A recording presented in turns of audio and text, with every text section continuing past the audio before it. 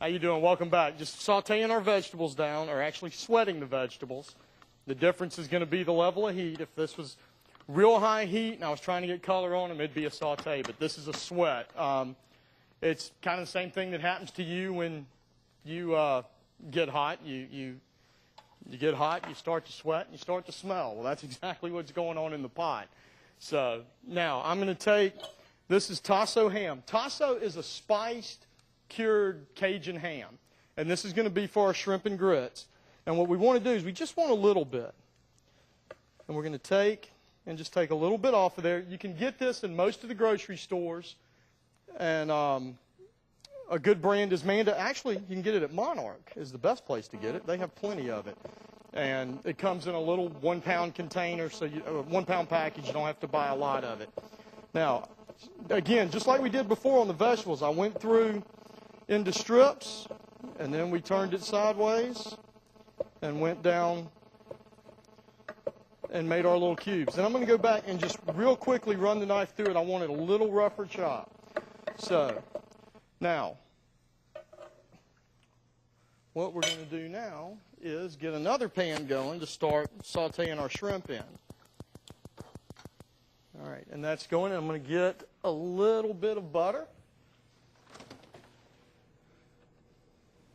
If you hadn't noticed, most everything I do starts with butter. Butter makes everything taste better. And now in the shrimp and grits, we're going to use green onions. Now, on the green onions, what we want to do is we want to use pretty much the whole thing. Okay, I've cut any off that was not looking real pretty, and I took the little root end off down here. But if you'll turn the knife about 45 degrees to the onion and cut it, it's just one of those things that it's going to taste the same, but it'll look better.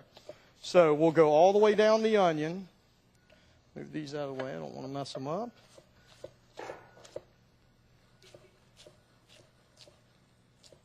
And what we're going to do is save the green ones here for garnish. Now, over here where I've got some butter melting, I'm going to take about 7 of our shrimp. Oh, and let me show you too. I told you I'd show you when we came back. To devein the shrimp, just right the center here. If you feel more comfortable, you can lie it on the cutting board and go around. I hold it up in the air and just real gently. I more move the shrimp than the knife and go around, and that opens the back up so that you can pull the vein out, which I think we all know it's not really a vein. So take about 7 of those, and we're going to put those into our butter over here and just get those sauteing around. All right? We're going to take and put some salt.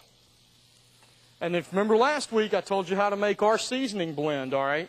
That's equal parts white pepper, black pepper, onion powder, and garlic powder. All right? Stir our vegetables around for our crawfish tail sauce. Now, here, these are now going. This dish moves really, really quickly. I'm going to take and add some of the white part of the green onion.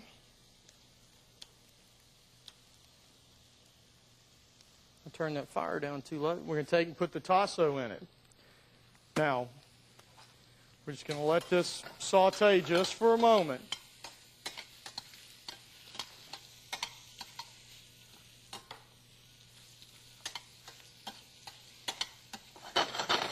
All right, and now what I'm going to do is I've got some Tabasco sauce. We're going to take and add some of that to the pan. Just a little bit, as much as you'd like, as spicy as you want it to be. My brother from over at Guthrie's comes over and gets this. He'll bring me chicken tenders and trade me chicken tenders and French fries for shrimp and grits at lunch.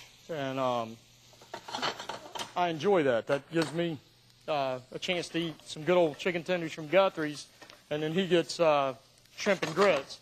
So we've put in the Tabasco. I've got a little bit of Worcestershire sauce here. We're going to put that in, and now we're going to let these just reduce down. By the time we get the liquid reduced down a little bit, see how it's starting to the pan's starting to dry up for as much liquid as we've put in. Then we're going to take some white wine. Anything you got's fine, except for like a Riesling or something like that. You wouldn't want to use a sweet wine. What I'm using here is a Pinot Grigio. I like the Pinot Grigio for this because it has citrus notes in it, and citrus, as we all know, goes great with seafood. So we're going to let that just sit there and reduce. Keep your heat up pretty high on that. And now we're going to move back over here to our pot with our crawfish tail sauce in it. These vegetables now have wilted down pretty good, and we're going to finish this up. This is a real easy dish.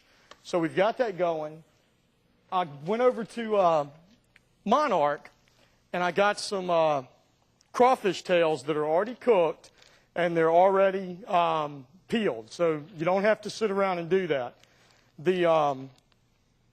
At Monarch, these are about $10 a pound. At the grocery store, they run about $17 a pound. So I think you know where to go get them. But you want to make sure every bit of liquid in that bag goes in there.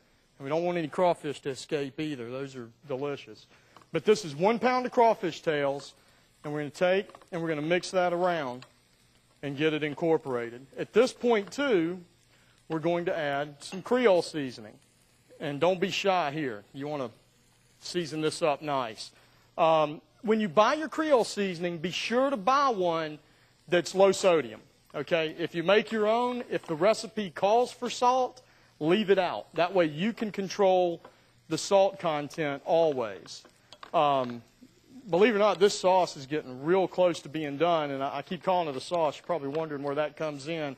Right now I'm going to add some cream and some milk to this, and then we're going to stir in some roux to thicken it. So also our shrimp and grits here is getting towards the end. I'm going to actually turn that off for right now. So we're going to get some milk and some cream.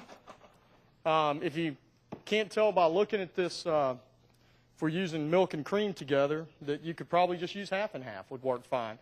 But the cream, we actually use just a little more cream than milk. Again, heavy cream. Another thing you need to be getting at Monarch, about $3 there versus $5 at the other grocery store.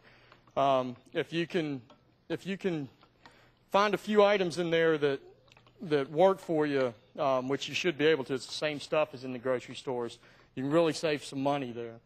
So we're also going to add some milk. And we're going to just bring this up to a simmer. Now, while this is coming up to a simmer, because we want this at a simmer for when we add our roux, we're going to turn our attention back to the shrimp and the sauce. When we come back, I'll add the butter, finish this sauce up, and then we're going to get our blackened fish in, so we'll have something to put the sauce over. Come right back.